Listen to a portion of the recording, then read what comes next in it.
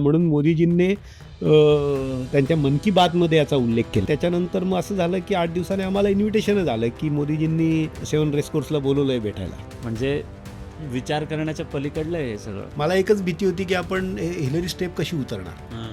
तर तिथे क्लिनिक असतात पण गोळ्या खूप महाग असतात. म्हणजे अगदी $5 क्रोसिनसारखी गोळी तिथे बेस कॅम्पला मिळते. Benefits of blindness. म्हणजे काही दिसतच नाही तर तिची भीती काय वाटणार. म्हणजे हे का मी सांगतोय की जेव्हा मी ब्लाइंड झालो तर माझा शेर्पाने मला सोडलं नाही. त्याचा पण जीव धोक्यात टाकून तो माझ्यासोबत थांबला. तर सगळ्यांना असं वाटतं की अरे हा महाजन बंधू यांनी एवढं सायकलिंग केलंय, ट्रेकिंग केलंय, हे किती पॉवरफुल आहेत वगैरे. म्हटलं अरे नाही, ती विचार करा, ती जी आई आहे जी घरात बसते आणि तिचे दोन्ही पोरं एव्हरेस्टला गेलेले आहेत. That needs the power. पण मी वाचताना असंही वाचलं ऑनलाईन की या स्पर्धांमध्ये कायम एक सामाजिक जबाबदारी तुमच्यासोबत असायची. काही घटक असतात जे की मुद्दामून त्रास देतात. आम्हालाही दिलेला आहे. रात्री बेरात्री थांबवून मोबाईलही हुसकून नेलेला आहे. मोटरसायकलवर येऊन सायकलला त्रास पण दिलेला आहे. मला चक्कर दे म्हणून अगदी नाहीतर गुंडागिरी पण केलेली आहे. तर हे सगळे अनुभव येणार आहेत.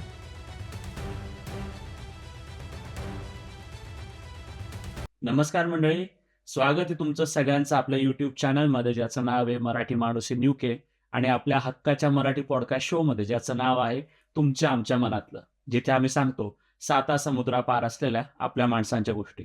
मंडळी, आज 3 मे.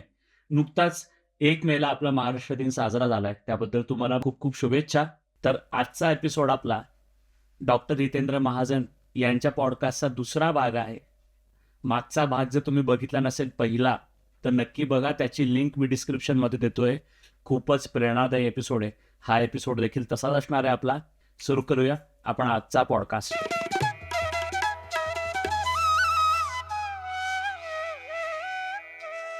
की अमेरिकेत जी स्पर्धा झाली, जी जगातली सगळ्यात कठीण स्पर्धा समजली जाते, ही 35 वर्षापासून जगातली सगळ्यात खडतर अशी एन्ड्युरन्स रेस नावाजलेली रेस आहे.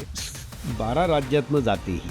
बरं. आणि 3 टाइम झोन्समधनं ही स्पर्धा जाते. त्या शेर्पान मी निघालो आणि 100 मीटर आलो असेल आणि तेवढ्यात मी माझ्या शेर्पाला म्हटलं की अरे आपण कॉर्नायसिसला हिट करतोय का, आपण बरोबर वाटेने चाललोय ना.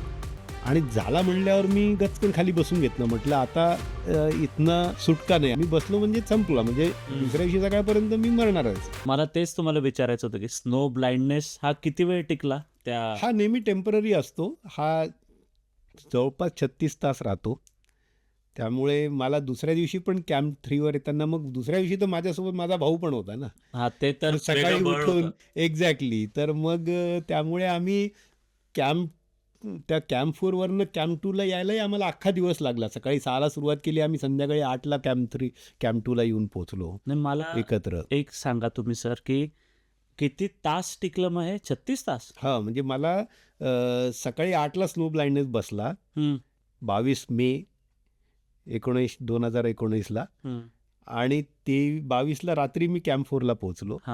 23ला सकाळी उठलो. 23ला संध्याकाळी कॅम्प 2ला जेव्हा पोहोचलो तेव्हा मला थोडं असं, आता एक ग्रे गोळा, ज्याने लाल कपडे घातले असेल तर एक लाल गोळा, असं एवढं हळूहळू दिसायला लागतं. बापरे. आणि मग 24 तारखेला थोडं जास्त दिसायला लागलं. मग तशा ह्याच्यात तुम्ही उतरत होतात? तशा याच्यामध्ये मी उतरत होतो. बापरे. म्हणजे विचार करण्याच्या पलीकडलं आहे हे सगळं. हा, म्हणजे आता आपण असं म्हणू शकतो. म्हणजे आम्ही तर आमच्यासाठी असं तिराईत लेमॅन म्हणून जर असं बघितलं तर हे म्हणजे अगदीच फार मोठ्या अचिव्हमेंट्स आणि फार मोठं तुम्ही कार्य केलेलं आहे. हा, म्हणजे याला अचिव्हमेंट म्हणा, याला स्ट्रगल म्हणा, याला सर्वायवल इन्स्टिंक्ट म्हणा की नाही हो, मला हे सर्वाईव्ह करायचं आहे, व्हायचं आहे. पण त्यासाठी इतकी मनाची तयारी असणं पण महत्त्वाचं आहे. सगळं मनाचाच खेळ आहे. जसं मी आधी म्हणलं की तुम्हाला इनफॅक्ट रिट्रोस्पेक्टिव्हली मी असं म्हणेल की त्या पहिल्या पावलानंतर मी आणि माझा शेर्पा असं गप्पा मारत मारत मारत मारत काय ऑब्स्टॅकल असतील, मला एकच भीती होती की आपण हिलरी स्टेप कशी उतरणार. आणि माझ्या मनात ती भीती होती, पण मी ती, जसं मी सांगत होतो की मी आपलं I was trying to connect with my surrounding. मग ते एव्हरेस्टचं फ्लोअर असेल, तो स्नो असेल, तो वारा असेल, ते सूर्यप्रकाश असेल, मध्येच येणारा ती थंडीची झुळूक असेल, स्नोफॉल असेल, सगळ्यांशी मी गप्पा मारायला लागलो होतो पूर्ण. हेच आम्ही रॅममध्ये पण करायचो. आणि इथे पण ते करत होतो मी आणि गप्पा मारत होतो माझ्या शेर्पासोबत. आणि मग थोड्या वेळाने न राहता मी स्वतःच विचारलं की अरे ते बाबा रे आपण हिलरी स्टेप कशी उतरणार. तर तो म्हणला सर हिलरी स्टेप तो गया. तर ऑलरेडी ते क्रॉस करून झालेलं होतं. म्हणजे आता ज्याला म्हणतो ना आपण की बेनिफिट्स ऑफ ब्लाइंडनेस, म्हणजे काही दिसतच नाही तर तिची भीती काय वाटणार. बरोबर. हा जर तुम्हाला ड्रॉप दिसला तर तुम्हाला भीती वाटणार. आता दिसतच नाही म्हणल्यावर हा बेनिफिट झाला ना त्याचा. मी सट ते उतरून गेलो ब्लाइंडनेसमध्येच. म्हणजे काही वेळेला जसं म्हणतो आपण की not knowing is also good something, तशातला प्रकार होत असतो. म्हणजे कुठलीही गोष्टकडे तुम्ही कसं बघतात आणि तिला कसं अडॅप्ट करतात तुमच्या लाईफमध्ये, सगळं त्याच्यावर आउटकम ठरतो. तर हे सगळं सोपं नव्हतं. आपल्याला आज आम्ही जेव्हा वर्तमानपत्रात वाचतो, न्यूजमध्ये बघतो की यांनी हे सर केलं, अशा इतक्या मॅरेथॉन केल्या, इतक्या सायकलिंग केलं, वाचताना सगळं छान वाटतं. पण तो माणूस जेव्हा त्याच्यातनं स्वतः जात असतो त्याला माहिती असतात की चॅलेंजेस कसे असतात, काय असतात. 1 मिनिट, मला फक्त एक विचारायचं आहे सर. तर तुम्ही इतकं सगळं केलं, इतक्या मोहिमा पार केल्या, ज्याच्यात तुम्ही म्हणाला कॅल्क्युलेटेड रिस्क आहे, पण रिस्क आहे. तर या बाबतीत कुटुंबाची साथ कशी होती तुम्हाला? खूप महत्त्वाचा प्रश्न आहे. जसं मी सांगितलं की लहानपणीपासून कुटुंबाची ही साथ आहे. माझ्या आईने किंवा वडिलांनी किंवा हे वातावरणच असं दिलं होतं की ह्या गोष्टींसाठी तुम्हाला परवानगी घ्यायची गरज नाही. हा काळजी घ्या फक्त, एवढंच त्यांचं हे असायचं. आणि तेच मला माझ्या बायकोकडनं पण मिळालं. म्हणजे मला असं कधीच, जर मी प्रोफेशनमध्ये आलो आणि मग मी म्हणायचो की चला रे आपण आता ह्या ट्रेक आखणी करू, तर माझे मित्र म्हणायचे थांब मी घरी विचारतो, बायकोला विचारतो. अरे म्हणजे विचारायचं काय, म्हणजे तुम्ही काय वाईट गोष्टी करताय का काही.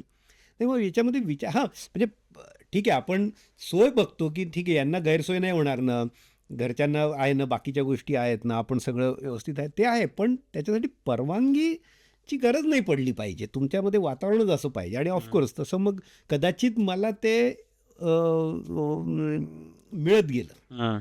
That is the biggest asset की ठीक आहे जातोय, करतोय, तुला आवडतंय ना, काळजी घेतोय, कर. तर ही साथ मला नेहमी अगदीच म्हणजे माझ्या ट्रेनिंगमध्ये पण माझे घरचे सगळे इन्व्हॉल्व असायचे. म्हणजे आम्ही आता जायचो, मी आणि महेंद्र आज या संडेला काय ट्रेनिंग आहे तर कसारा घाट 6 वेळा करून यायचं आहे. तर मी आणि महेंद्र 4ला निघायचो. 8ला म्हणजे अंजना माझी बायको असेल किंवा आरती असेल तर हे मुलांना घेऊन हायवेवर आम्हाला जे आवडेल ते, मग ती खिचडी असो किंवा गरम गरम वरण भात असो, ते घेऊन हायवेवर यायचे किती छान. डाएटसाठी. किंवा एवढंच काय तर आम्ही सायकलिंग करून आल्यानंतर सगळ्या सायकली घाण, आम्ही घाण, ते सगळं माती चिखल असायचं. तर मग आम्ही पहिला कार्यक्रम घरी पोचल्या असायचा की नळी लावून सायकल त्यात माझे मुलं पण इन्व्हॉल्व असायचे अरे की ओम, दिव्या, शरण्य आमचे ते पण यायचे, ते आम्हाला मदत करायचे. मग आम्ही सगळं आवरून झालं की मग आम्ही फिरायला जायचो. तर प्रत्येक याच्यामध्ये तुम्हाला त्यांची जर साथ पाहिजे असेल तर तुम्हाला त्यांना पण इन्व्हॉल्व करून घ्यावं लागतं. म्हणजे अगदी मी लाँग रनला जायचो ट्रेनिंगला माझ्या मॅरेथॉनच्या, तर माझा मुलगा तर तेव्हा खूप लहान होता. त्याची ती छोटी सायकल होती हिरो ब्रॅट नावाची, त्याला पुढे बास्केट होती अशी. तर अख्ख्या नाशिकमध्ये रस्त्यावर मी त्याला सायकल चल म्हणायचो तू सायकलवर. अरे वा. तो सायकलवर मी त्याच्यासोबत पळायचो. माझा बेनिफिट असा व्हायचा की मी त्याच्या बास्केटमध्ये माझ्या 2 पाण्याच्या बाटल्या ठेवून द्यायचो आणि त्याचं सायकलिंग व्हायचं. बेस्ट पार्ट म्हणजे काय ना, याच्यामध्ये आमच्या तास 1.5 तास मी पळायचो, तो सायकल करायचा आणि आमच्या गप्पा व्हायच्या. ट्रॅफिक सेन्सपासनं तर सगळ्या गोष्टी तो अवगत शिकत गेला. बॉन्डिंग आहे तुमचं तसं झालं. त्याचंही सायकलिंग होत गेलं, माझं रनिंग होत गेलं आणि आमचं बॉन्डिंग होत गेलं, आमच्या गप्पा होत गेल्या. तर हेच माझ्या मुलीच्या बाबतीत आहे. आमच्या प्रत्येक इव्हेंट गोल्डन क्वार्टरलॅटरलमध्ये सगळीकडे तर बऱ्याच वेळेला ओम हा क्रू म्हणून असायचा. दिव्या तर तेव्हा लहान होती पण ती सगळं बघायची. तर पूर्ण फॅमिलीची साथ ही फार गरजेची आहे, ती लागतेच आणि ती तुम्हाला मिळवावी लागते. त्यांना पण कॉन्फिडन्समध्ये घेऊन त्यांना पण त्या ॲक्टिव्हिटीमध्ये इन्व्हॉल्व करून की नाही बुवा मी चाललो सायकलिंगला, मला माहिती नाही असं म्हणून नाही चालत.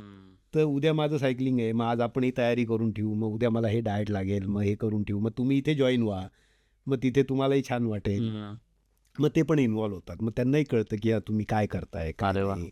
म्हणजे कसाऱ्यामध्ये आमचं 6-6 लूप असले तर गाडीमध्ये आमच्या घरचे असायचे घाटन देवीच्या इथे थांबून, हां मग आला आला आला. मग बऱ्याच वेळेला ते राऊंडवर पण यायचे की एनकरेज करत. म्हणजे माझ्या गाडीला ओपन रूफ असायचं, तर त्यात वरती येऊन माझा मुलगा सतत come on fast fast, pedal up arrow असे इन्स्ट्रक्शन ऐकून ऐकून ते पण इन्स्ट्रक्शन द्यायचे अरे वा. की चला फास्ट, काका गेला तू पण फास्ट जा, तू पण, अरे काका मागे राहिला, काका तू तर हे सगळं आपोआपच तुम्हाला असं मिळत जातं म्हणजे प्रत्येक मोहीममध्ये. आणि त्याचा ऑफकोर्स फायदा होतोच. पुढचं जनरेशन आपोआप तसं ते होत जातं असं अगदी अगदी अगदी. खूप छान प्रश्न विचारलाच नाही तू. कारण कुटुंबाचा पण तेवढाच सहभाग आहे तुमच्या या सगळ्या म्हणजे मी achievements मध्ये. माझ्या नेहमी फोटोमध्ये दाखवतो की एक फोटो आहे माझा ज्याच्यामध्ये माझी आई अंजना आरती आम्हाला पूर्ण टीमला ओवाळते एव्हरेस्टला जायच्या आधी. तर मी लोकांना विचारतो की तुम्हाला काय वाटतं याच्यामध्ये सगळ्यात पॉवरफुल लोक कोण आहेत बाबा. हां. हां, तर सगळ्यांना असं वाटतं की अरे हा महाजन बंधू यांनी एवढं सायकलिंग केलं आहे, ट्रेकिंग केलं आहे, हे किती पॉवरफुल आहेत वगैरे. म्हटलं नाही, अरे नाही, ती विचार करा, ती जी आई आहे जी घरात बसते आणि तिचे दोन्ही पोरं एव्हरेस्टला गेलेले आहेत, दॅट नीड्स द पॉवर. हां. त्या अंजना आहे, आरती आहे, ते ओवाळून पाठवत आहेत, म्हणजे त्याला जास्त ताकद लागते. आम्ही तर काय, आम्ही चाललो आहे, आम्हाला माहिती आहे आम्ही हुंदळणार आहेत, पण घरात बसून सपोर्ट करायचा आणि ती काळजी पण लपवायची, हां. That is more powerful. अगदी अगदी अगदी. त्यामुळे ती ऊर्जा तिथनं येते ती, आणि तीच तुम्हाला पुश करते मग पुढे. असं आहे. अगदी बरोबर. मला आता यालाच जोडून प्रश्न आहे की आत्तापर्यंत तुम्ही इतक्या मोहिमा पार पाडल्या, इतक्या स्पर्धांमध्ये तुम्ही भाग घेतला, पण मी वाचताना असंही वाचलं ऑनलाईन की या स्पर्धांमध्ये कायम एक सामाजिक जबाबदारी तुमच्यासोबत असायची आणि तुम्ही तसं ठरवलेलं असायचं की मी इतकं पेडल करतोय का, मी इतके किलोमीटर सायकल चालवतोय का, तर मी जर इतके किलोमीटर सायकल चालवली तर त्याच्या बदल्यात मी आदिवासी बंधूंसाठी किंवा अजून सामाजिक आपले जे घटक असतील, जे दुर्बल असतील, बरोबर. त्यांच्यासाठी मला काय करायचं, काहीतरी करायचं आहे, ह्याच्याबद्दल काय सांगा. कसं आहे ना, कदाचित आम्ही या सगळ्या ॲक्टिव्हिटी करताना आम्ही प्रोफेशनल होतो, आम्ही डॉक्टर होतो आणि आमचा कुठे ना कुठे समाजाशी कायम संबंध यायचा. तर आम्ही विचार करायचो की ठीक आहे, मी महेंद्र, मी भूतानला गेलो, रेस केली, किंवा गोल्डन क्वाड्रिलॅटरल केलं, किंवा अमेरिकेत गेलो, रेस केली. समाजाला काय घेणं देणं त्याच्याशी. मला वाटलं, मी प्रयत्न केला आणि केलं, पण समाज मला जर पाठीवर थाप देत आहे, समाज मला जर प्रोत्साहन देतं आहे, तर मी समाजाला काय देतो आहे. परतफेड. हां, आणि आम्हाला नेहमी असं वाटायचं की मी केलं ठीक आहे ना, त्याला काय, पण that success is not complete. कुठेतरी ते अपूर्ण वाटायचं. तर आम्ही ठरवलं की आपण कुठेतरी पूर्ण सोसायटीला इन्व्हॉल्व करू शकतो का याच्यामध्ये, त्यांना घेऊन जाऊ शकतो का, तरच ते त्याला खरं त्या सक्सेसला एक खरं स्वरूप येईल, त्याच्यातनं एक खरं आनंद मिळेल. आणि सातत्याने त्यामुळे काय व्हायचं की प्रत्येक मोहीम आखताना आमचा हाच प्रयत्न असायचा की आपण समाजाला याच्यातनं काय देऊ शकतो. तर तुम्ही जर बघाल तर आमची एव्हरेस्ट आपली रेस अक्रॉस अमेरिकेच्या वेळेस आम्ही काय केलं की आम्ही नेहमी ट्रेनिंगला त्रिंबक एरियामध्ये सायकलिंग करायचो. तर आम्ही आदिवासी आपले डांग जिल्ह्यामध्ये सापुताऱ्यावरनं खाली जायचो. तर बऱ्याच वेळेला आम्ही बघायचो की यांना म्हणजे अगदी नाशिकपासून पाहायला गेलं तर ठाणे नाशिकपासून 50-60 किलोमीटरवरच आहे, पण धड पोचता येत नाही तिथपर्यंत. कित्येक लोकांना मोतीबिंदू काय असतो हे पण माहिती नाही आहे. असे कित्येक आम्ही बघायचो, रस्त्याच्या कडेला बसलेले, शेतामध्ये बसलेले. आम्ही उतरून यायचो त्यांच्या विहिरीवर, त्यांच्या माठातलं पाणी प्यायचो आणि त्यांना दिसायचंच नाही काही. जाड भिंगाचा चष्मा लावलेला आहे, काही दिसत नाही आहे. तर आम्ही म्हणायचो तुम्ही डोळ्याचं ऑपरेशन का नाही करून घेत. तर ते म्हणायचे कोण घेऊन जाणार आम्हाला, कसं करणार आम्ही, काय करणार. तर हे सगळं जेव्हा आम्हाला जाणवलं तर आम्ही म्हटलं की अरे यार, आपण का आपण असं करूया का की आपण जेव्हा रेस करतो आहे तर त्यावेळेस काहीतरी आपण हे मोहीम राबवू का. आता आमच्यासोबत माझी वाईफ पण ऑप्थॅल्मॉलॉजिस्ट आहे, आमचे जे कलिग्स आहेत ते सगळेच डॉक्टर मंडळी आहेत. त्यावेळेस आमचं स्वतःचं महाजन बंधू फाउंडेशन नव्हतं, पण आम्ही कल्पतरू फाउंडेशनसोबत काम करायचो. तर मग आम्ही असं ठरवलं की आपण ही रेस करताना यांना पण कुठेतरी याच्यामध्ये इन्व्हॉल्व करूया. म्हणून आम्ही काय केलं की आमची टीमचं नावच आम्ही ठरवलं, team India vision for tribals. बरं. आमचं टीमचं नावच हे होतं, team India vision for tribal. आणि त्याच्यामध्ये आमचा मोटो हा होता की आम्हाला 3000 मैल म्हणजे 5000 किलोमीटर जवळपास प्रवास करायचा आहे. तर प्रत्येक 100 किलोमीटरला आम्ही 3 मोतीबिंदू शस्त्रक्रिया आणि एक नेत्रपटल रोपण म्हणजे कॉर्नियल ट्रान्सप्लांट एवढं सर्जरी करूया. आणि मला सांगायला आनंद वाटेल की ज्यावेळेस आम्ही त्या दृष्टिकोनातून आमची team they started building up. आमची तयारी रेससाठी चालू होती आणि त्यांची तयारी पेशंट गोळा करणे, बाकीचे सगळे ते कोण गरजू आहेत कोण नाही पाड्यांमधले. तर आणि आम्ही जेव्हा तिकडे अमेरिकेत रेस करत होतो त्यावेळेस इकडे त्या 8 दिवसामध्ये कल्पतरू फाउंडेशनच्या बॅनरखाली आमच्या टीमने जवळपास 350 मोतीबिंदूच्या शस्त्रक्रिया आणि 72 कॉर्नियल ट्रान्सप्लांट शस्त्रक्रिया मोफत केल्या. अरे वा. आणि मला दुसरंही सांगायला आवडेल की जेव्हा हे कळालं तेव्हा आम्हाला ह्या शस्त्रक्रिया करण्यासाठी 5 लाख रुपये आम्हाला स्वतः अभय फिरोदियाजींनी फोर्स मोटर्सने आम्हाला या कार्यासाठी दिले होते त्या रेसच्या वेळेस. तर त्यामुळे आम्ही म्हणायचो की the force behind Mahajan brothers is a force Motors असं. ऑफकोर्स ते नंतर आम्हाला दुसऱ्या मोहिमांमध्ये आमच्यासोबत होते सोशल कॉजसाठी. त्यामुळे सोसायटीसाठी पण आम्हाला खरं त्या रॅमचं सक्सेसचा आम्हाला खरा आनंद घेता आला, कारण आम्ही काहीतरी समाजालाही त्याच्यातनं परत देऊ शकलो. आणि कदाचित मला वाटतं की ही रेस आम्ही जिंकलो, पण एक डॉक्टर व्यवसायाने असलेले बंधू असलेले त्यांनी ही रेस जिंकली आणि त्यांनी कुठेतरी समाजाला सोबत घेतलं. हे जास्त अपील झालं असेल कदाचित गव्हर्नमेंटला, म्हणून मोदीजींनी त्यांच्या मन की बातमध्ये याचा उल्लेख केला. अरे वा. जो की आम्हालाही शॉकिंग होता. म्हणजे आम्ही गाडीतनं असं एकदम ऐकलं की अरे माझी मुलगी म्हणली पप्पा हे तर तुमच्याबद्दल बोलतायत. आणि खटाखट फोन यायला लागले. जर बाकीच्यांनी ऐकलं असेल तेव्हा मन की बात अगदी नवीन होतं आणि सगळे आवर्जून बसून ऐकायचे रविवारी. आणि त्याच्यानंतर मग असं झालं की 8 दिवसांनी आम्हाला इन्व्हिटेशनच आलं की मोदीजींनी 7 रेसकोर्सला बोलवलं आहे भेटायला. वा. तर तो पण आम्हाला एक ह्या सगळ्या म्हणजे सांगायचं काय तर रेस जिंकणं हा एक भाग झाला, पण समाजाला घेऊन जर तुम्ही करतात तर त्याचं एक वेगळा त्या सक्सेसला एक वेगळं स्वरूप येतं आणि आपल्याला एक छान वाटतं. पंतप्रधान देशाचे तुम्हाला स्वतः बोलवत आहेत, सायकलिंगबद्दल योगाबद्दल तुमच्याबरोबर चर्चा करतायत, तुमच्याकडनं इनपुट घेत आहेत आणि तुम्ही केलेल्या कामाची खरं शबासकी देत आहेत, तर एक वेगळा आनंद मिळतो. वा.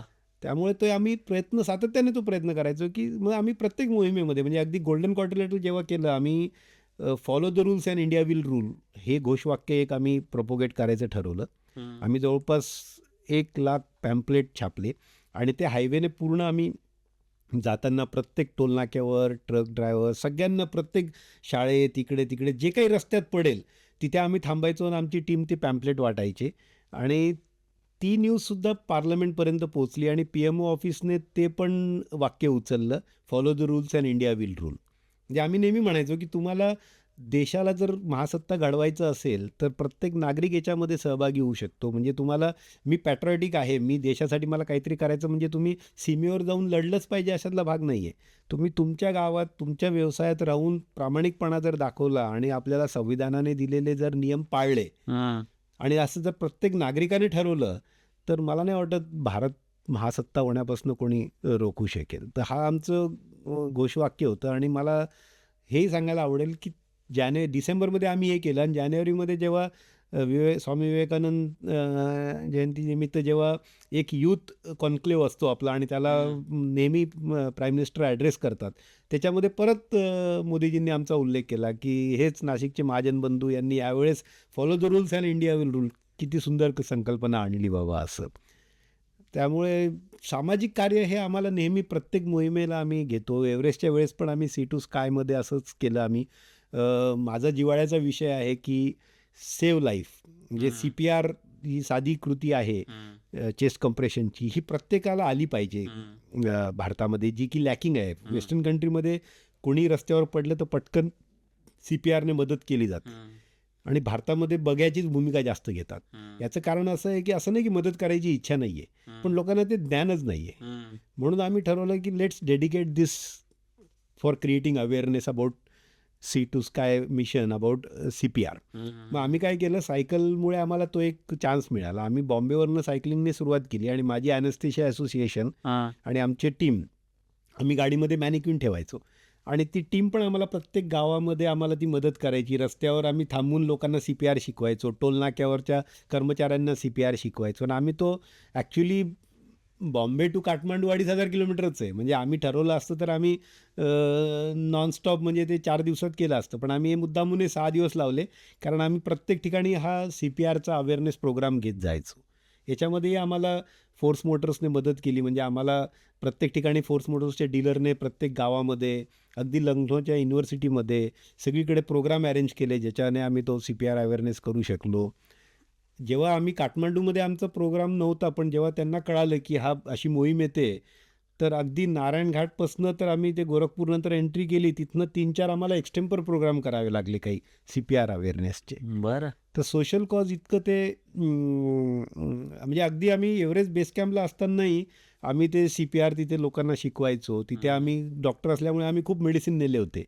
तर आम्हाला दोघांना तिथे काय असतं ना, की शेर्पा लोक गरीब असतात सगळे, आणि तिथे एक गावच वसलेलं असतं 2 महिन्याकरता, आणि आजार ते होणारच आहेत. तर तिथे क्लिनिक असतात, पण गोळ्या खूप महाग असतात. म्हणजे अगदी $5 क्रोसिनसारखी गोळी तिथे बेस कॅम्पला मिळते. बापरे.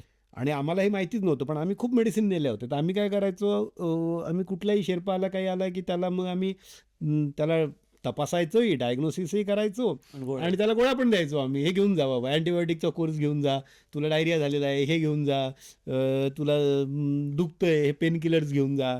तर आम्ही सगळ्या त्या बेस कॅम्पवर आम्ही दोघं असे, मला ते बडा डॉक्टर साहेब आणि माझ्या लहान भावाला छोटा डॉक्टर साहेब म्हणायचे. तर आम्ही आपले ते 2 महिने तिथे राहावं लागतं तुम्हाला बेस कॅम्पला. तर आम्ही सगळ्या कॅम्पमध्ये सगळ्यांना माहिती होतं की या पायनियरच्या कॅम्पमध्ये जा, तिथे 2 डॉक्टर आहेत, ते गोळ्या पण देतात. बरं. तर असं ते, म्हणजे हे का मी सांगतोय की जेव्हा मी ब्लाइंड झालो, तर माझा शेर्पाने मला सोडलं नाही. त्याचा पण जीव धोक्यात टाकून तो माझ्यासोबत थांबला. असं युजली होत नाही. शेर्पा पटकन सोडून देतात, बरोबर आहे. पण माझा शेर्पा कदाचित थांबला असेल, कारण त्याने हे 2 महिने बघितलं की अरे हे सही समाजासाठी कार्य करत होते. म्हणजे कुठेतरी काय असतं ना, तुम्ही चांगलं कार्य करत जा, ते फिरून येतं तुमच्या. अगदी अगदी. ते न कळत येतं, न सांगता येतं. बरोबर. कुठलीही अपेक्षा न करता करत राहा तुम्ही, ते आपोआप येणार. म्हणजे ते कारण असेल कदाचित, असं तेच असेल असं नाही आहे, पण कुठेतरी त्या शेर्पाला वाटलं असेल का अरे नाही, हा याला 10 तास लागणार आहे उतरायला, मी 2 तासात जाऊ शकतो, मी माझा जीव कशाला धोक्यात टाकू. पण तो थांबला. बरोबर. तर कुठेतरी ह्या गोष्टी असतात की ज्या येतात तुमच्यापर्यंत परत, आणि तुम्हाला त्यामुळे करा, काहीही करा, पण समाजालाच घेऊन जर तुम्ही करू शकलात, कदाचित ती अचिव्हमेंटमध्ये रेझिस्टन्स जाणवेल, अळकाटी जाणवेल. त्या अचिव्हमेंट तुम्हाला तेवढ्या पूर्णपणाला नेता येणार नाहीत. बरोबर. पण त्या अर्धवट जरी राहिल्या तरी त्याला एक वेगळं स्वरूप येतं, जेणेकरून त्याला आपोआपच पूर्णपणाची एक लय चढते आणि समाधान जास्त मिळतं. बरोबर बरोबर. त्यामुळे आम्ही प्रत्येक मोहिमेमध्ये हे सातत्याने बघत गेलो की कुठेतरी समाज इन्व्हॉल्व्ह होईल त्याच्यामध्ये. म्हणजे तुम्ही आत्ता इतकं तुमच्या मोहिमांमध्ये तुम्ही भाग घेत आलात, पण सोबत समाजाचं भानही होतं. ते म्हणतात ना की तुम्ही स्वार्थी न बनता तुम्ही समाजाचं काहीतरी देणं लागता, ही भावना कायम तुमच्या मनात होती. म्हणून खुद्द पंतप्रधान नरेंद्र मोदींना देखील त्याची दखल घ्यावी लागली, आणि तुमचं कार्य तेवढं श्रेष्ठ होतं. याबद्दल तुमचे खूप खूप आभार. आभार काय म्हणायचं, शेवटी तोच समाज आहे जो आपल्याला डोक्यावर घेतो, तोच समाज आहे आपल्याला टाळ्या वाजवतो, तोच समाज आहे तो आपल्याला प्रोत्साहन देतो. म्हणजे किती वेळा असं व्हायचं ट्रेनिंगला, त्या काळामध्ये 2014-13मध्ये बॉम्बे नाशिक हायवेवर सायकलिस्ट नसायचेच, म्हणजे मीन माझा भाऊ. तर रोजचे जे पट्ट्यावरचे ट्रकवाले जे होते, त्यांनाही आम्ही माहिती झालं होतं की अरे शनिवार रविवार मधनं हे 2 भाऊ दिसतात बरं का. आणि असं व्हायचं कधी कधी की आमच्यामध्ये अंतर पडायचं, कारण काय तर एकाची सायकल पंक्चर व्हायची. तर मी पुढे जात असलो तर मला तो ट्रकवाला सांगायचा, अरे ओ आपकी भाई का सायकल पंक्चर हो गया वो पीछे. मग उलट्या दिशेने जाणारा कुठलाही ट्रकवाला आम्हाला तिथपर्यंत घेऊन जायचा. म्हणजे हे आपोआप समाज तुमच्यासाठी करायला लागतो. म्हणजे कित्येक वेळा असं व्हायचं की साईडने कार जाणार असेल तर स्लो होऊन जायची, आणि मग ते म्हणायचे पाणी पाहिजे का, पाण्याची बाटली. मग आम्ही सांगायचो नाही, आमच्याकडे आहे पाणी, बॅगेत पण आहे आणि आहे. पण असं ते, किंवा मग ते आवर्जून पुढच्या हॉटेलवर थांबायचे, किंवा आम्ही थांबलेलं दिसलो रेसला की थांबायचे, बोलायचे की अरे तुम्ही काय चाललंय, काय वेगळं काय आहे का. आणि 4 गोष्टी चांगल्या ऐकायला मिळाल्या की आपल्यालाही प्रोत्साहन मिळतो. अगदी अगदी मग त्या समाजासाठी थोड्या याच्याने आपण जर वेगळं पाऊल टाकलं तर त्यात समाधानच येणार आहे. अगदी. तुम्हाला महाजन ब्रदर्स हा टॅग कधीपासून लागला? आपोआपच काय झालं, नाशिकमध्ये आम्ही सगळ्याच ॲक्टिव्हिटी दोघं एकत्र करायला लागल्यामुळे काय झालं की लोक मग आम्हाला महाजन ब्रदर्स म्हणूनच ओळखायला लागले. म्हणजे कित्येक कार्यक्रमामध्ये असं व्हायचं होतं, अजूनही होतं. लोकांना हे माहिती नसतं कोण हितेंद्र कोण महेंद्र. ते ॲड्रेस करतानाही सांगतात ते मला महेंद्र म्हणतात, महेंद्राला हितेंद्र म्हणतात. आम्ही ते आनंदाने ते आम्ही करेक्टही करत नाही, कारण ते शेवटी त्यांचं प्रेम आहे त्यांच्यासाठी. महाजन बंधू आहेत बुवा, यांनी आपल्या गावासाठी आपल्यासाठी केलेलं आहे आणि आता करताही आहेत. आणि त्यांचं ते प्रेम आहे की ज्याच्यामुळे आम्हाला हे टायटल मिळालं महाजन बरोबर. बंधू, आणि आम्ही ते आनंदाने मिरवतो. अरे वा, म्हणजे कारण गुगलवर महाजन ब्रदर्स असं जरी सर्च केलं तरी बरेच आपोआपच येणार. तुमच्याबद्दल माहिती मग ते येते. मीडिया पण आम्हाला तसंच संबोधायला लागलं आणि आमच्या न्यूजही तशाच यायला लागल्या आणि लोकांनाही ते सोपं जायचं कुठे हितेंद्र आणि महेंद्र लक्षात ठेवायचं त्यापेक्षा. कारण प्रत्येक ॲक्टिव्हिटी आमची दोघांनी एकत्र केलेली आहे. बरोबर. साहजिकच तुम्ही इतकं काम केलं, इतकं कार्य केलंय, तर त्याची दखल सगळेच घेत होते. ते गुगलमध्ये पण मी जेव्हा सर्च केलं तेव्हा मला सगळी तुमच्याबद्दलची माहिती मिळाली. मला अजून एक विचारायचं आहे तुम्हाला की नाशिककर म्हटलं ना की मिसळ, नाशिककर आणि मिसळ हे एक घट्ट समीकरण आहे की ते कधीच तुटणार नाही. तर तुम्ही एवढे ॲथलीट आहात, तर मग कधी एवढ्या अशा प्रवासांमध्ये मिसळची आठवण यायची का? आणि काय डाएट असायचा तुमचा? आम्ही दोघंही फार खवय्ये आहोत. मिसळ काय आणि प्रत्येक गोष्ट तेवढीच, आणि मी तर खानदेशी आहे त्यामुळे तिखट आणि तेलकट हे माझ्या अगदी लहानपणीपासून मी खातोही आणि पचवतोही आहे. माझं मत असं आहे डाएटच्या बाबतीत की डाएट हे बॅलन्स असावं, डाएट हे पूरक असावं.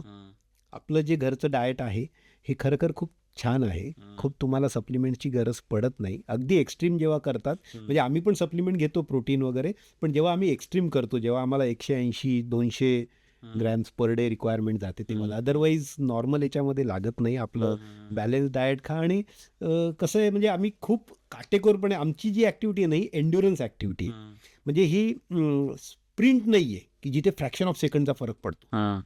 त्यांच्यासाठी खरं ते डाएट खूप महत्त्वाचं आहे. पण एन्ड्युरन्स ॲक्टिव्हिटीमध्ये फार फरक पडत नाही. त्यामुळे आम्ही काही खूप असं हे खायचं नाही ते खायचं नाही हे. हां, स्पर्धेच्या वेळेस आम्ही फक्त हे करतो की त्याच्यातून त्रास नको व्हायला, म्हणजे अननेसरी पोट खराब झालं म्हणून एवढी तयारीवर पाणी फिरलं गेलं असं नको व्हायला. बरोबर. तेवढं सोडलं तर बाकी खूप काही हे खाऊ नये ते खाऊ नये असं नाही करत आम्ही. बरं, या स्पर्धांमध्ये तुम्ही जे गॅजेट्स वापरता, सायकल्स यूज करता, टेक्निकली पण तुम्हाला खूप तयार राहावं लागतं, त्याच्याबद्दल काय सांगा? जसं मी सांगितलं की टेक्निकल गोष्टी चांगल्या असणं हे खूप महत्त्वाचं आहे. प्रत्येक वेळेला त्याला आम्ही सातत्याने महत्त्व दिलेलं आहे. त्या काळामध्ये आज तुम्ही असं आहे की आज नाशिकसारख्या शहरामध्ये पण अक्रॉस द काउंटर दुकानात जाऊन तुम्ही 15 लाखाची सायकल विकत घेऊ शकता. रेडी समोर बघायला आहे, 15 लाख द्या आणि सायकल घेऊन जा. वा. त्या काळात इम्पोर्टेड सायकल मिळायच्याच नाहीत, मागवावं लागायच्या. पण आम्ही त्या मागवायचो, मित्र आणून द्यायचे, त्याचे कंपोनंट्स त्याचे पार्ट्स सगळेच प्रोक्युअर व्हायचे आणि त्याला आम्ही महत्त्व दिलं आहे. आम्ही रेसमध्ये पण त्यावेळेस आम्हाला आणि कुठेतरी ॲफोर्डेबिलिटी पण बघावी लागते. त्यावेळेस आम्हाला फ्युजी कंपनीच्या सायकली ॲफोर्डेबिलिटीमध्ये होत्या, कार्बनच्या, त्या आम्ही घेतल्या. खर्च भरपूर होतो, प्रत्येक मोहिमी 50 लाखाच्या घरात जाते. त्यामुळे प्रत्येक मोहिमेमध्ये आमचा खर्च झालेला आहे, पण कुठेच रिग्रेट नाही आहे. म्हणजे आम्हाला त्याच्या जास्त पटीने आम्हाला मेमरीज आणि समाज पाठिंबा आणि रेकग्निशन, म्हणजे काहीही केलं असतं मी तर मला नाही वाटतं की देशाच्या पंतप्रधानाने आम्हाला बोलवलं असतं. पण याच्यामुळे आम्हाला ती संधी मिळाली, भरभरून नाशिककरांचं प्रेम मिळालं. त्यामुळे टेक्निकल गोष्टी ह्या फार महत्त्वाच्या आहेत.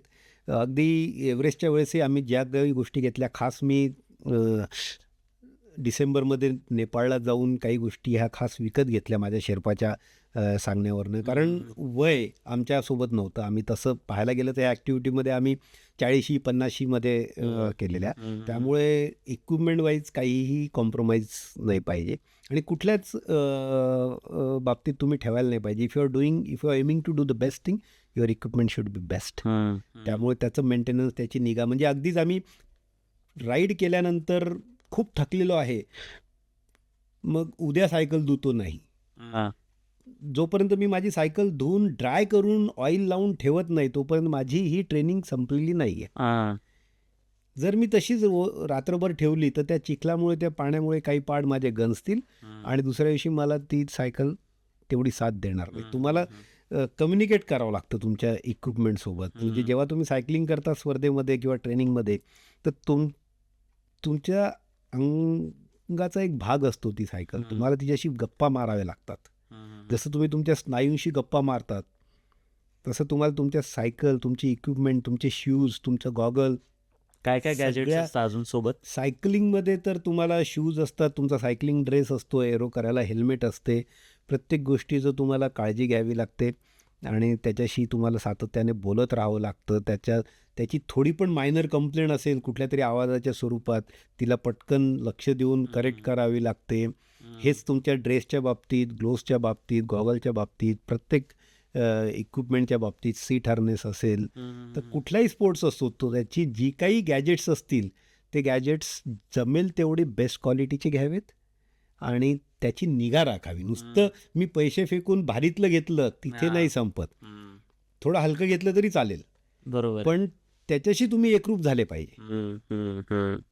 ही माझा अविभाज्य भाग आहे हे समजून तुम्ही जसं स्वतः आंघोळ घालता तसं तुमच्या गॅजेटलाही आंघोळ घाला, त्याचं खतपाणी करा, त्याला स्वतः जसं खाता तसं त्यालाही ऑइल वगैरे द्या वेळेवर, त्याची काळजी घ्या. आणि तुम्ही जर स्वतः केलं ते तर त्याला जास्त बेनिफिट मिळतात एखाद्या टेक्निशियनकडे दिल्यापेक्षा. आम्ही यूट्यूबवर सगळ्या गोष्टी शिकलो. ही कसं रिपेअर करायचं, गिअर कसं रिपेअर करायचे, हे कसं रिप्लेस करायचं, चेन कशी रिप्लेस करायची. किती वेळा रस्त्यावर आम्हाला बसून पावसामध्ये पाऊस पडणाऱ्या याच्यामध्ये आम्ही पंक्चर तोडायचो. नाहीच जमला तर ट्यूब बदलायचो आणि परत प्रवास सुरू ठेवायचा. कारण तिथे कोण येणार आपल्याला सायकल, दुसरं सायकल बरोबर नाहीच येऊ शकत ट्रेनिंगमध्ये. तुम्ही इकडे आता UK मध्ये आहात, तर UK मध्ये सायकलिंग करता? फिटनेस करता खूप सुंदर आहे, वातावरण चांगलं आहे, ट्रॅक्स आहेत, त्यामुळे डेफिनेटली फिटनेस करतो. मात्र आता काही मोहीम नाही आहेत माझ्या कुठल्या. तुम्ही जेव्हा आत्तापर्यंत भरपूर सायकलिंग केलं आहे, भारतात सायकलिंग केलं आहे, अमेरिकेत सायकलिंग केलं आहे, UK मध्ये तुम्ही सायकलिंग करताय, तर सुविधांबद्दल काय सांगणार? फॅसिलिटीज कुठल्या असा फरक जाणवला का तुम्हाला? म्हणजे की अमेरिकेत वेगळ्या छान फॅसिलिटीज होत्या, भारतात अजून चांगल्या फॅसिलिटीज आहे, UK मध्ये फॅसिलिटीज आहे, इवन फूड तुम्ही जे आहात तर त्याच्यात तुम्हाला काय काय फरक जाणवला? आपण इंडियन असल्यामुळे फूडच्या बाबतीत आपल्याला आपलं जेवण जास्त आवडतं. फॅसिलिटी डेफिनेटली प्रगत देशांमध्ये जास्त आहे आपल्या देशापेक्षा, पण ठीक आहे, म्हणजे त्याच्याने 19-20 फरक पडतो. आपल्याकडे पण काही असे रस्ते आपल्याला निवडावे लागतात फक्त. पण आता तसं पाहायला गेलं तर आमचं ट्रेनिंग पूर्ण आम्ही भारतातच केलं, त्यामुळे जे काही आहे त्या रस्त्यातही होऊ शकतं. म्हणजे कंप्लेंट करण्यापेक्षा जे आहे त्याला ॲडॅप्ट करून डेफिनेटली वेस्टर्न कंट्रीमध्ये डेडिकेटेड सायकलिंग ट्रॅक्स आहे, डेडिकेटेड आहे, त्यामुळे ते चांगलंच आहे. पण आपल्याकडे ते नसलं तरी आपल्याकडे बाकीचे ऑप्शन असतात की जे आपण वापरू शकतो.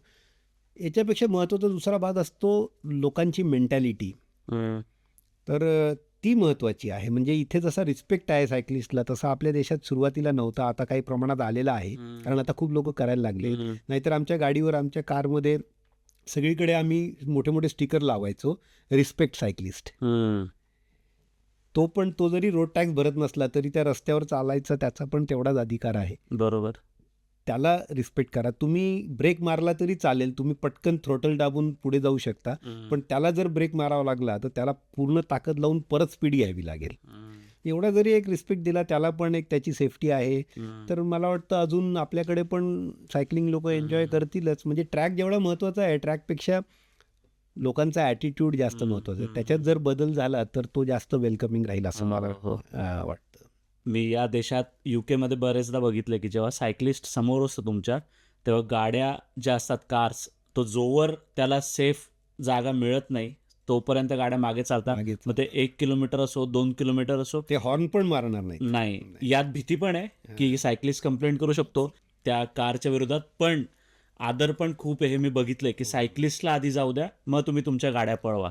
नियम असतात, नियमाची भीती पण असते, पण शेवटी नियम पाळायचं हे आतून येतं. हं, तेच मी म्हणतो ना की ॲटिट्यूड चेंज झाला पाहिजे की मला नियम पाळायचे आहेत. Follow the rules and India will rule. बरोबर एकदम सिम्पल. बरोबर. तेच आम्ही सांगायचा प्रयत्न करत होतो की नियम आहेत आणि नियम सर्वांसाठीच आहेत. पाळायचा जितकं जमेल पाळायचा प्रयत्न करा. हं, आउट ऑफ दॅट त्याच्यासाठी रिस्पेक्ट ठेवा. बरोबर. आपल्याला शक्य आहे 1.5 मीटर त्याच्यापासून लांब जाणं हं, आणि गाडी पुढे काढणं, हं, आणि जागा जर नसेल 1.5 मीटर ठेवता हं, तर थोडं थांबून घ्या. हं. पण पेशन्सच नाही लोकांना. बरोबर. तोच जर थोडा डेव्हलप केला, तो जर दाखवला, तर मला वाटतं दोन्ही आनंदाने त्याच रस्त्याचा उपयोग करू शकतात. बरोबर. हा ॲटिट्यूड हळूहळू चेंज होतोय भारतात, होत नाही अशातला भाग नाही आहे. हं, डेफिनेटली आम्ही खूप पॉझिटिव्हिटी बघितली आहे, खूप हेल्प बघितली आहे, खूप आत्मीयता बघितली आहे हं, लोकांकडनं. काही घटक असतात जे की मुद्दामून त्रास देतात. आम्हालाही दिलेला आहे, रात्री बेरात्री थांबून जे सोबत आहे मोबाईलही हुसकून नेलेला आहे, मोटरसायकलवर येऊन सायकलला त्रास पण दिलेला आहे, मला चक्कर दे म्हणून अगदीच नाहीतर गुंडागिरी पण केलेली आहे. तर हे सगळे अनुभव येणार आहेत, पण तो एक भाग आहे. हा काही खूप कंप्लेंट करण्यासारखा नाही. याच्यावर तुम्ही ओव्हरकम करू शकतात. पण त्याच बाजूने तुम्ही जर बाकीच्या गोष्टी बघितल्या तर खूप सुंदर आहेत. मध्येच तुम्हाला तो शेतात बसलेला माणूस माठातलं पाणी पण देतो काढून. हं. तर मला असं वाटतं की या गोष्टीकडेच आपण जास्त बघायला पाहिजे. कंप्लेंट करत बसण्यापेक्षा त्याच्यावर तो ओव्हरकम करता येतो आरामात. अगदी. म्हणजे प्रत्येक देशातले प्लस पॉईंट्स आहेत. ऑब्विसली. अगदी अगदी अगदी. ऑब्वियसली. आणि तुम्ही हे जवळून बघत आलात. तुमचं सगळ्यात जास्त प्रेम कशावर आहे, सायकलिंग का ट्रेकिंग? असं सांगता येणं अवघड आहे, कारण मी जसं सांगितलं की मला सातत्याने वेगवेगळ्या ॲक्टिव्हिटीज करायला आवडतात. त्यामुळे मी ग्लायडर पायलट लायसन्स पण आहे माझ्याकडे. मी ग्लायडिंग पण करतो, मी रोईंग करतो. मी गंगापूर डॅममध्ये आपल्या गोदावरी नदीमध्ये खूप रोईंग केलेलं आहे. मला रोईंगही आवडतं. मॅरेथॉन रनिंग आहे, सायकलिंग आहे. आता मी पॅराग्लायडिंग पण 4 वर्षापूर्वी शिकलो. मी कामशेतला जाऊन खूप पॅराग्लायडिंग करतो. बापरे. तर मला बेसिकली ॲक्टिव्हिटीजमध्ये बदल करत राहणे आणि नवीन नवीन शिकणे आणि त्या गोष्टीचा आनंद उपभोगणे हं. हे माझं ध्येय आहे. अरे वा. तुमची पुढची पिढी जी आहे आता, ते पण तुमच्यासारखं काय करताय वेगळं? मी कारण ऐकलंय की गिनीज बुकमध्ये पण नाव आहे, आणि तुमची मुलगी देखील बऱ्याचशा म्हणजे एका स्पोर्टमध्ये फार ॲक्टिव्ह आहे. त्याच्याबद्दल सांगा. तसं मी म्हटलं ना की तुम्ही जेव्हा कुटुंबाला घेऊन सगळ्या ॲक्टिव्हिटी करतात तर आपोआप ते उपजत जातं. हां. म्हणजे मी जर घरी आलो आणि टी व्ही लावला आणि मी म्हटलं मुलाला चल रे पुस्तक काढ आणि वाच तुझं, तर तसं नाही होणार. हां. मी घरी आलो आणि मी माझं पुस्तक काढलं आणि बसलो हां. तर तुम्हाला सांगायची गरज नाही. तुमचा मुलगाही आपोआप त्याचं पुस्तक घेऊन येईल आणि तुमच्यासोबत बसेल आणि वाचेल. बरोबर. You don't have to tell. हं. तसंच माझ्या बाबतीतही घडलं. मी सांगितलं की मी सुरुवातीला रनिंगचं ट्रेनिंग करायचं होतं. मुलाला सायकलवर त्याच्या छोट्याशा त्या सायकलवर घेऊन जायचो. 17व्या वर्षी माझ्या मुलाने गिनीज वर्ल्ड रेकॉर्ड सेट केला सायकलिंगमध्ये. Youngest from Srinagar to Kanyakumari K2K अंतर त्याने 7 दिवस 7 तासामध्ये पूर्ण करून गिनीज वर्ल्ड रेकॉर्ड सेट केला. Before entering in to a electoral list he entered in to a Guinness world record. अरे वा. त्याच्यानंतर त्याने 2 उका रेकॉर्ड केले. एक म्हणजे मनाली लेह हे त्याने 26 तासात केलं सायकलवर, जे की 8 दिवस लावतो आपण सायकलने बापरे. प्रवास करायला. तर आणि मुलगी पण माझी चॅनल चेस करते. There are 7 recognize channels in the world. म्हणजे स्विमिंग करते ती ओपनवर. तिला लहानपणीपासून स्विमिंग आवडतं. अरे वा. आणि तिने आता तिचं पण एक तिने मिशन घेतलेलं आहे चॅनल स्विमिंगचं. बरं. तर त्याच्यामध्ये 7 चॅनल्स आहेत. त्याच्यापैकी तिने मागच्या वर्षी पहिलं चॅनल केलं 15 वर्षाची असताना. बरं. कॅटलिना चॅनल लॉस एंजेलिसच्या इथे US मध्ये. ते तिने 15 तासात केलं नॉनस्टॉप. हे चॅनल स्विमिंगच्या असोसिएशनच्या अंतर्गत असतं. वा. तिचं मिशनचं नाव आहे mission Saptasagar. So Indian girl, teenage girl aiming for a 7 seas असं याचं घोषवाक्य आहे. आणि ती आता ह्या वर्षी ती इंग्लिश चॅनल करणार आहे, कारण 16 वर्षाची झाल्याशिवाय करता येत नाही. बरं. तर यावर्षी ती इंग्लिश चॅनल जुलैमध्ये करते आणि नॉर्थ चॅनल ऑगस्ट-सप्टेंबरमध्ये करते. वा. आणि मग काही चॅनल हे 18 वर्षाचे झाल्यानंतरच करता येतात. तर त्यामुळे मग पुढच्या वर्षी ती सुगारू चॅनल करेल आणि कुक स्ट्रेट करेल आणि मग मोलोकई आणि गिब्राल्टर चॅनल. तर असं तिचं पुढील 2 वर्षामध्ये एम आहे मिशन सप्तसागर कंप्लीट करायचं. 7ही चॅनल स्विम करायचे. वा. त्यातलं एक झालेलं आहे. आता तिचं प्रयत्न चालू आहे. आणि याच्यामध्ये पण तिने सेम सोशल कॉज घेतला आहे. तिने मागच्या वर्षी त्या कॅटलिना चॅनलच्या वेळेस BBC चिल्ड्रन फंडसाठी तिने जवळपास 2200 पाऊंड रेस केले होते चॅरिटीमध्ये. त्याच्यासोबत ती एम्पॉवरिंग गर्ल, तिचं तो घोषवाक्यच आहे, empowering girls through sports and activities असं ते असल्यामुळे तिच्याकडनंही बऱ्याचशा मुली प्रेरणा घेतील आणि करतील अशी अपेक्षा आहे. तर असं तिचं त्याचा नेक्स्ट जनरेशन ते करतायत. आता आपण फक्त सपोर्ट करत जायचं. नक्कीच नक्कीच.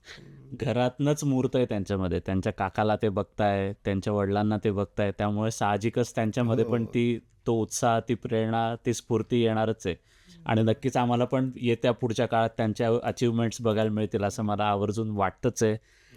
प्रश्न होता, आता मुलांसाठी तुम्ही प्रेरणादायक म्हणजे प्रेरणास्थानी आहात आणि तुम्ही सगळा सपोर्ट करताय आणि आता सगळी इन्फॉर्मेशन माहिती किंवा तुम्ही ऑलरेडी त्याच्यात आहात, तर तुम्हाला सगळं कळतंय कुठे जायला पाहिजे, काय करायला पाहिजे. पण जेव्हा तुम्ही सगळ्यात पहिले रॅम्प केलं तेव्हा तुम्ही नवीन होतात, पण ठीक आहे, तुम्ही एका टीमसोबत जाऊन सगळी माहिती गोळा केली आणि तुम्हाला मेंटल ट्रेनिंग द्यायला सर होते. पण फिजिकल ट्रेनिंग तुम्ही सगळं तुमचं मॅनेज केलं की ते पण द्यायला, म्हणजे कसं केलं ते मॅनेज तुम्ही? आम्ही ते आमच्यामधलाच एक मित्र होता, त्याला तो इंडियन आपल्या inter school, inter college cycling स्पर्धेत जे मुलं आपले भाग घेतात त्यांना तो ट्रेनिंग द्यायचा. मग त्याच्याशी आम्ही बोललो की म्हटलं, बाबा रे, तू आम्हाला ट्रेनिंग देशील का, आमच्यासाठी तू हे करशील का? तर तो म्हणला, मी कधीच एन्ड्युरन्स सायकलिस्टला ट्रेनिंग दिलेलं नाही आहे. म्हटलं, आता आम्ही कुठे शोधू ना एन्ड्युरन्स सायकलिस्टला ट्रेनिंग देणार, तर तू त्याच्यात अभ्यास करशील का, आपण मिळून हे करू. मग मिथेन टक्कर म्हणून बॉम्बेचा आहे, मग तो म्हणला, हो करतो मी पण. मग त्यानेही अभ्यास केला, त्याने सगळी माहिती काढली आणि मग आमचा ट्रेनिंग प्लॅन तयार केला. आणि मग आम्ही त्याच्या ट्रेनिंग प्लॅनप्रमाणे, त्याला टेक्निकॅलिटी माहिती होती, आम्हाला थोडं डॉक्टर म्हणून तो एक फायदा होतो की आम्ही डाएट आणि फिजिकल स्ट्रेंथवर आम्हाला ते पटकन वर्कअप करता येतं. आणि असं करून आम्ही ते बिल्डअप केलं. त्याच्यानंतर तो मग नाव he is a recognise endurance cycle trainer also. तर तो पण आमच्यासोबत मग ग्रो झाला. तो मग आम्ही त्याच्यातनं शिकत गेलो. मग तो पण मग अरे हे प्लॅन वर्क करत नाही, मग हे प्लॅन वर्क करू, मग असं करून करून तर असं घडलं आहे. आता तर इंडियामध्ये पण आता चांगले चांगले ट्रेनर तयार झालेले आहेत. Definitely our time we have to gather everything. आम्हाला सगळं गोळा करावं लागायचं, माणसं गोळा करावी लागायची. पण सांगतो ना की जसं माझ्या बाबतीत माझा सगळ्यात मोठा ॲसेट जो आहे तो म्हणजे मला देवाने भरभरून मित्र दिलेले आहेत. नुसती हाक मारायची अवकाश आहे आणि पटकन, म्हणजे रॅमला पण आम्हाला 12 जणांची टीम पाहिजे होती. माझे हॉस्टेलचेच मित्र सगळे, डॉक्टर मित्र, स्वतःची प्रॅक्टिस बंद करून एका पायावर स्वतःच्या खर्चाने अमेरिकेला आले आणि आम्हाला पूर्ण मदत केली त्या टीमने. आणि ते टीम पूर्ण आम्ही, त्यामुळे म्हणतो ना की टीमचं सक्सेस आहे. म्हणजे पॅडल फक्त मी आणि महेंद्र मारत होतो सायकलचे, पण अख्खी टीम त्याच्यामध्ये इन्वॉल्व होती. मग ती कुठलीही इव्हेंट असू द्या, मग तर C2 काय असू द्या, गोल्डन क्वाड्रिलॅटरल असू द्या. गोल्डन क्वाड्रिलॅटरलच्या वेळेस तर अख्खा भारत इन्वॉल्व झाल्यासारखं झालं होतं. म्हणजे सगळीकडे कोणी म्हणजे अगदी दिल्लीला पहाडगंजला तिथे राहणारी एक महाराष्ट्रीयन कुटुंब, त्यांना फेसबुकवर कळालं आणि ते त्या पहाडगंज, त्यांना लक्षात आलं की हे त्या पोलीस स्टेशनजवळ थांबणारे 10 मिनटं, तर ते त्या आम्हाला ते फेसबुकवर ट्रॅक करून करून तिथे शिरा घेऊन तयार होते. अरे वा.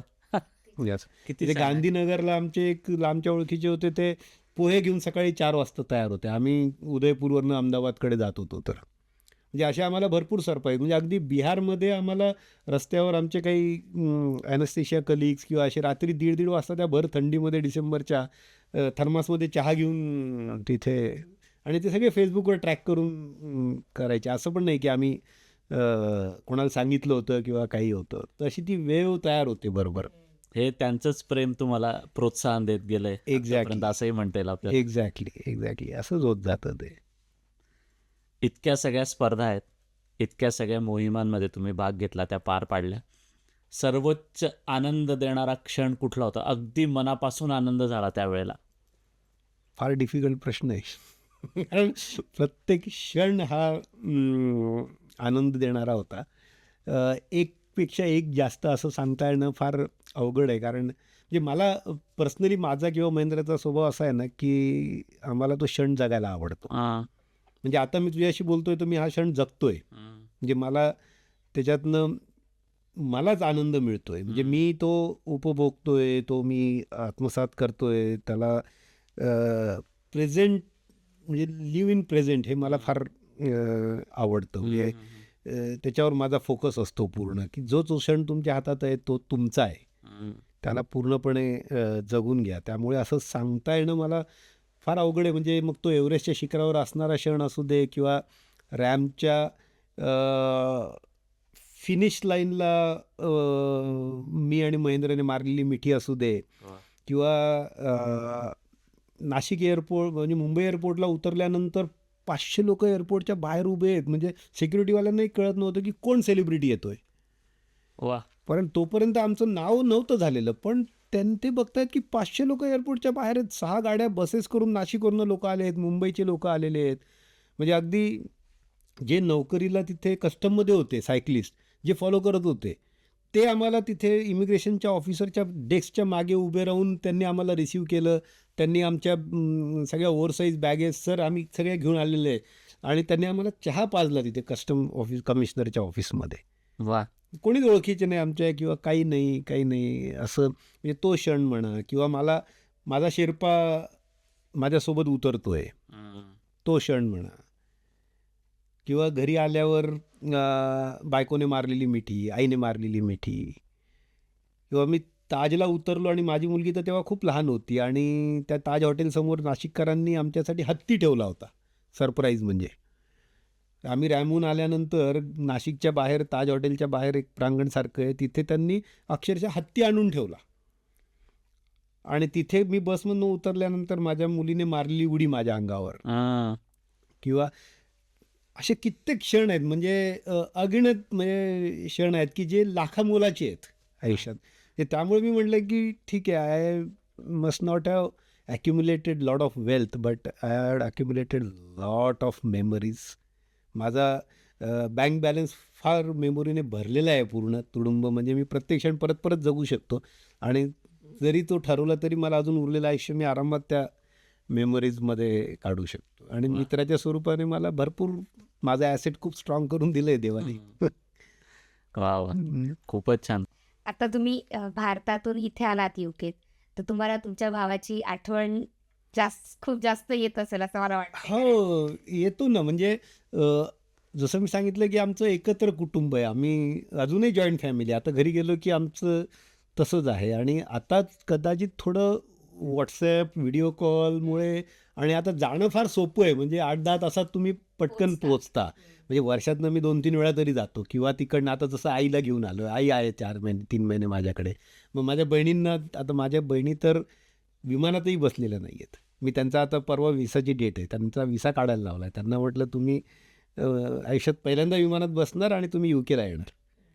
तर त्यांना आता विसा काढायला त्यांची डेट आहे. आता ऑगस्टमध्ये मी त्यांना म्हणजे 4पैकी 3 बहिणींना जमतं आहे, त्या 3 बहिणींना घेऊन येतो आहे आता इकडे. तर आता सोपं झालं आहे. म्हणजे तसं आठवण येते, पण आता असं झालं आहे की पूर्वीसारखं नाही राहिलेलं. आता खूप सोपं आहे की मनात आलं तर पटकन व्हिडिओ कॉल लावला, काय खातोय काय नाही, बरं उद्या काय आहे, आज काय, ठीक आहे पुढच्या महिन्यात येतोच आहेत, किंवा तो येतो आहे. तर त्यामुळे आता ते तसं फार हे राहिलेलं नाही आहे. हां, हां, हां. किंवा आता अजून 2 महिन्याने आपण इकडे जाऊ, ही मोहीम करू किंवा ते करू किंवा ये इकडे वॉक करू जनरल. तर असं ते सोपं झालंय म्हणजे आता. हां, हां, हां. खूप. अगदी, अगदी, अगदी. मला एक तुम्हाला प्रश्न विचारायला आवडेल. तुम्ही हे जे ब्लेझर घातलंय, याच्यावर जे एम्ब्लेम आहे आता जे दिसतंय, त्याच्याबद्दल तुम्ही काय सांगणार? मला फार छान वाटतं हे ब्लेझर घालायला, कारण हे ऑफिशियल, जसं मी सांगितलं की समाजाने आम्हाला खूप भरभरून प्रेम दिलंय. हां. म्हणजे खूप अवॉर्ड्स पण दिले आहेत. प्रतिष्ठित असा गोदागौरव अवॉर्ड आम्हाला दिला गेला नाशिकमध्ये. म्हणजे नाशिकमध्ये मी जसं सांगितलं की 98ला मी नाशिकमध्ये एक सुटकेस घेऊन आलो. माझे आई वडील, मी, माझा भाऊ, आम्ही ठरवलं की नाशिकमध्ये आपण जगूया, इथे सुरुवात करूया. पण नाशिकने आम्हाला असं ओपन आमने वेलकम केलं. आणि नुसतं तेवढंच नाही, तर आम्हाला कुसुमाग्रज प्रतिष्ठानचा असा प्रतिष्ठित असा गोदागौरव अवॉर्ड दिला बरं. नाशिकने. आणि मग महाराष्ट्र राज्याने आम्हाला जो क्रीडामधला अतिउच्च अवॉर्ड आहे आपल्या महाराष्ट्राचा, तो म्हणजे छत्रपती अवॉर्ड.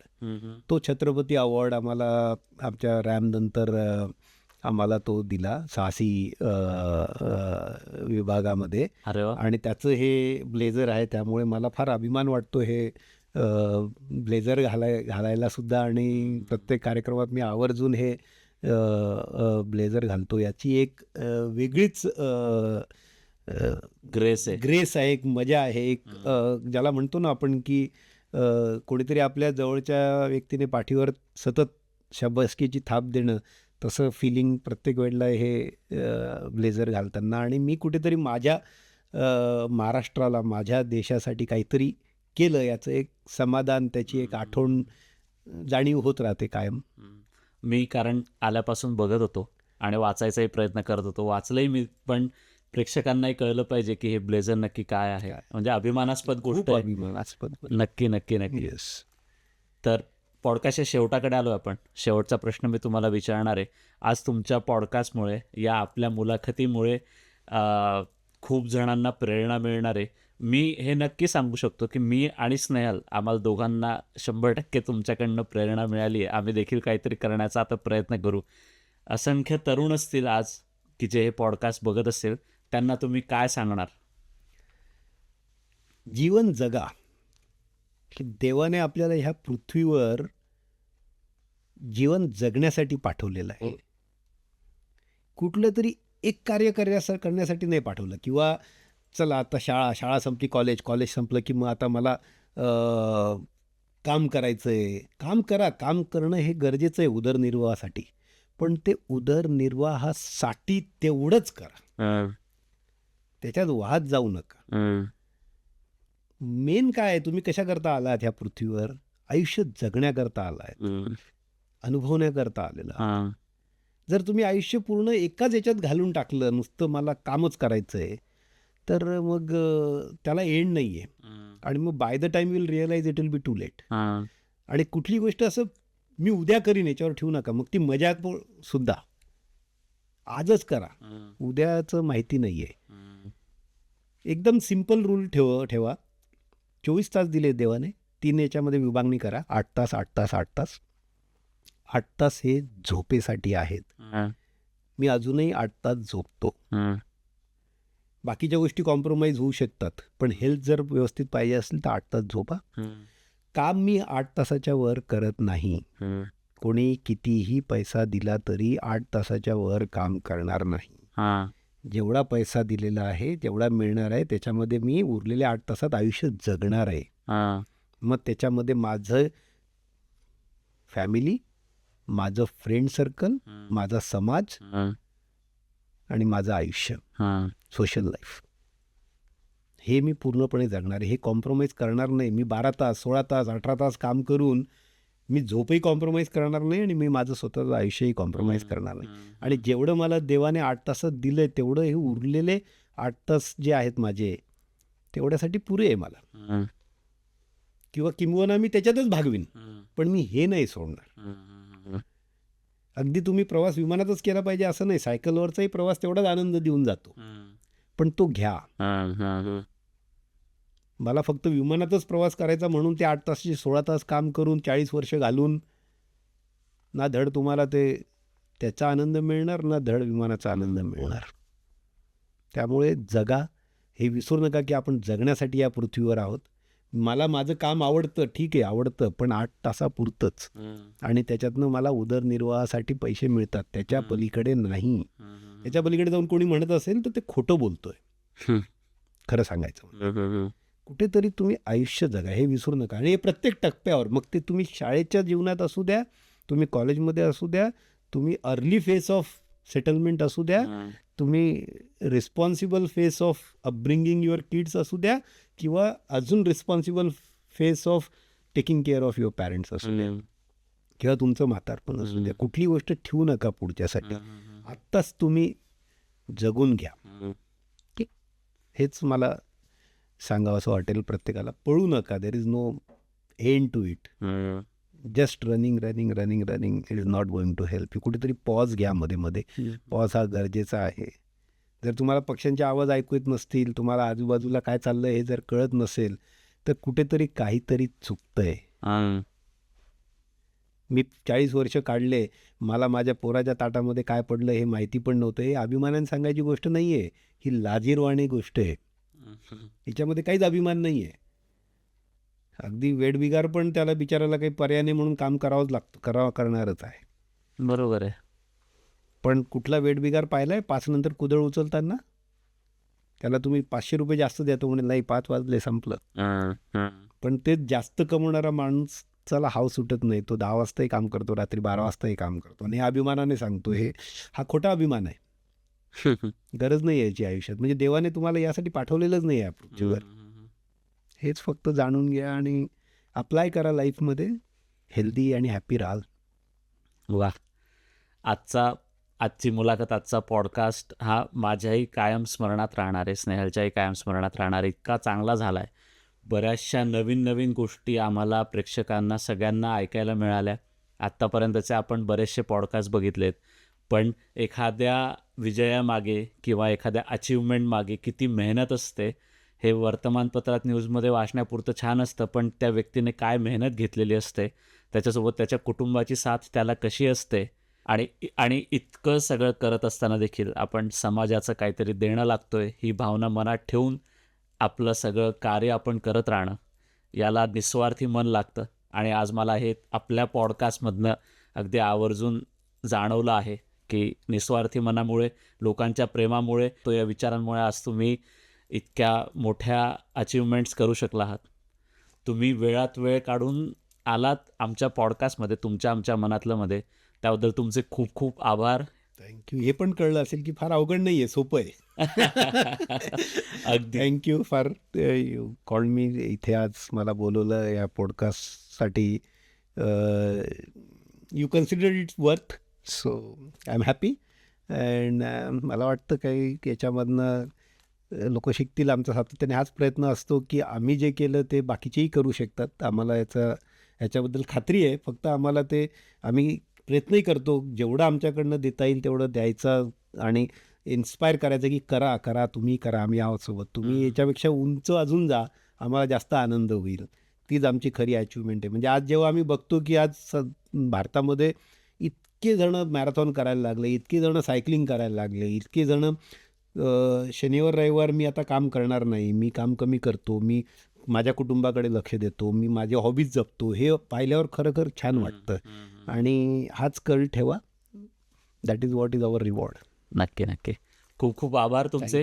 तुम्ही आलात आमच्या कार्यक्रमात. Thank you very much. धन्यवाद. मंडळी, तुम्हाला आजचा पॉडकास्ट कसा वाटला ते आम्हाला कमेंट्समध्ये नक्की सांगा. आमच्या एकंदरीत चेहऱ्यावरच्या भावना, चेहऱ्यावरचं हास्य, चेहऱ्यावरचा अभिमान, त्याच्यावरून तुम्हाला लक्षात आलं असेल की आजचा विषय खूप छान होता. भरपूर काही शिकायला मिळालं आहे मला, तुम्हालाही भरपूर काही शिकायला मिळालं असेल. त्यामुळे व्हिडिओ कसा वाटला ते आम्हाला नक्की सांगा. आपला पॉडकास्टचा उपक्रम तुम्हाला कसा वाटतो ते आम्हाला कमेंटमध्ये नक्की सांगा. व्हिडिओ जास्तीत जास्त लोकांपर्यंत शेअर करा. या मुलाखतीमुळे खूप लोकांना प्रेरणा मिळणार आहे आणि कुठेतरी मनामध्ये एक तुमच्या भावना जागी होणार की या समाजाचा आपण देणं लागतो, तसं आपण नक्कीच वागूया. व्हिडिओ जास्तीत जास्त लोकांपर्यंत शेअर करा. चॅनलला सबस्क्राईब केलं नसेल तर नक्की सबस्क्राईब करा. व्हिडिओला लाईक करा.